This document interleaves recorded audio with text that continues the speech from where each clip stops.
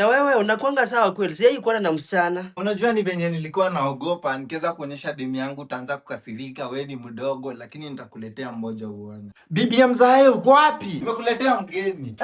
Karibu sana. Ndio msichana yangu. Aya, anakaa vizuri. Asante mom, nimeshukuru. Kijana wangu hajaipata msichana, wewe ndio wa kwanza. Karibu nyumbani. Thank you mom for welcoming me. Mom, si nilikwambia siwezi kuangusha. Acha tutulie bedroom. Wewe ni nani na unafanya nini kwa nyumba ya boyfriend wangu? Na penye kijana wangu alikuwa amesema atakuoa. Kumbe ni msichana wa makelele, msumbufu, hata sikutaki hapa.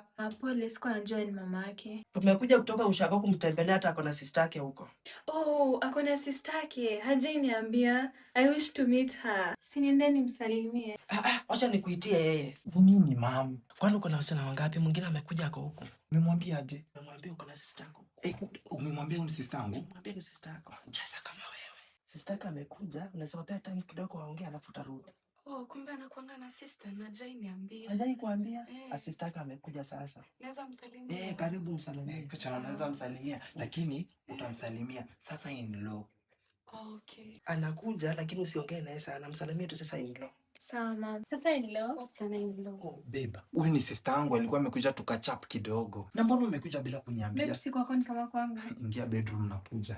Babe, huyo ni sister yangu. Acha tukachap naye kidogo tu tafadhali. Sawa basi. Nakupenda. Si nitakuita tena. Sawa. Mama, kwani umeambia ule huyu ni sister yangu na ukaambia